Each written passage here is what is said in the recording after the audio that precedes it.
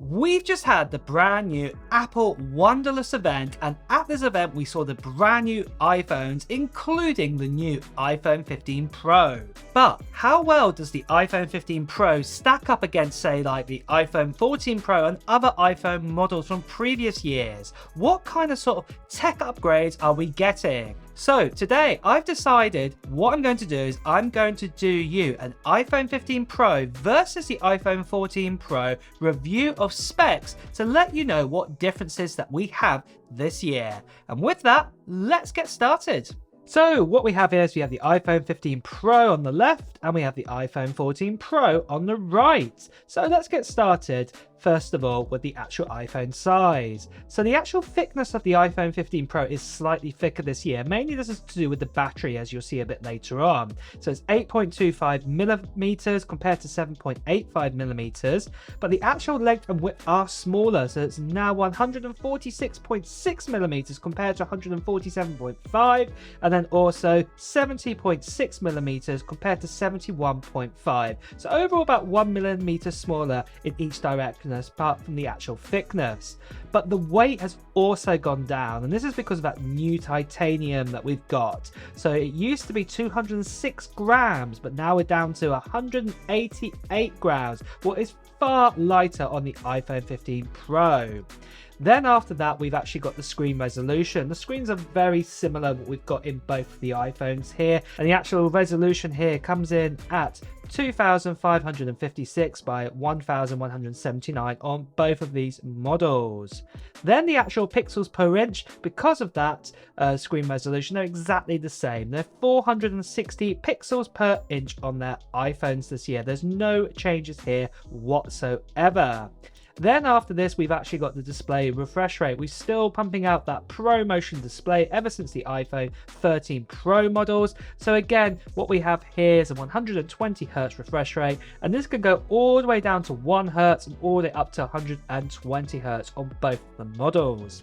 For the display protection, it was mentioned again that ceramic shield is on the iPhone 15 Pro as well as being on the iPhone 14 Pro, and it's been around since about the iPhone 12 models. Then after this, we actually have the processor or the CPU. And this is where some of the big changes start to happen. We've now got the brand new A17 Pro chipset inside it. And this is actually made on a 3 nanometer die compared to the sort of 4-5 nanometer die. It's complex on the last A16 chipset. We do still have that 6-core CPU, but it's been rebuilt from the ground up for the A17. And basically what this means is we get 4 efficiency cores and 2 performance cores. And Apple say on average that the actual performance cores give us about 10% more power, but we do have that brand new 6-core GPU as well compared to the 5-core GPU from last year. And that 6-core GPU, what it can actually do is actually do ray tracing for graphics, what is pretty impressive indeed. Then for RAM amounts, this has been confirmed now that there is 8 GB of RAM in the 15 Pro model compared to the 14 Pro, which still does have 6 GB of RAM, and this will really help out definitely with that new chipset.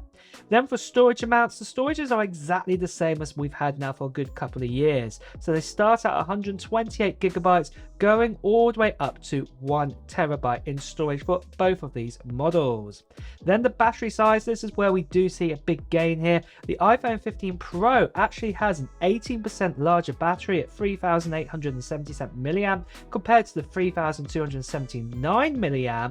But what this basically means for playback time, Apple are saying that the playback of the 15 Pro is identical to the 14 Pro. So this is 23 hours video playback, 75 hours audio playback. But personally, I believe because we've got that new A17 chips and also because that battery is 18% larger, I do think when we do real life testing that personally the 15 Pro probably will have a better battery life than the 14 Pro, in my honest opinion. But then moving over to charging, things have changed here as well. We've actually got a USB-C port, what I'll talk a little bit more about in a minute, but it's compared to the Lightning port, where the actual iPhone 15 Pro model, it can charge up to 28 watts. So you have to put in a 20-watt charger or above, but the maximum it can pump out is a 28 watts. So if you pumped in, say, a 60-watt charger into it, it will still only charge at 28 watts. But the MagSafe charging is exactly the same on both these models since it's ever come out, so that's still 15 watts on both of these. Then moving over to water resistance, nothing has changed here. They're both IP68, 6 meters up to 30 minutes. So that's definitely enough time to rescue your phone out of a pool if you were to drop it in that. Then, like I said, we do have the ports. We have the USB-C port and we have the Lightning port. Now that new charging USB-C port also is a 10 gigabit data port as well, which is really useful. And because we haven't had headphones for a long time, wired ones, there is obviously no sort of any headphone ports on either of these models. Then moving over, we do actually have that brand new action button now, and this is the one that you customize to, put your phone to airplane mode, or start a timer, or all sorts of things like this. This is obviously only on the 15 Pro at the moment, and no other new iPhones have this. Then for Bluetooth technology, we do have a sort of bump up here. We've gone to 5.3 compared to 5.0 on the 14 Pro. Then next of all, we actually have the rear cameras. Now on paper, it doesn't look like much has changed, but trust me, it has changed. We actually have a brand new 48 megapixel wide camera inside it with a bigger sensor. Also at the same time as well, the 12 megapixel ultra wide is also a bit more improved. And then that 12 megapixel telephoto is also a big improvement too this year. And also that's compared to the last year models. We can still record up to 4K video, and also we have that LiDAR sensor.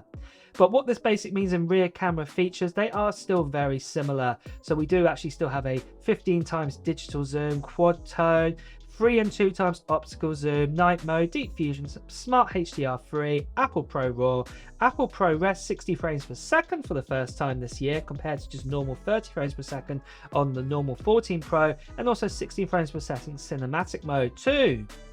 Then moving over to the selfie cameras, they're both very similar here as well. They're both 12 megapixels, can record up to 4K video, and also have autofocus built in. Then we have the ultra band chip, and this is that chip what allows you to say find your phone from a distance.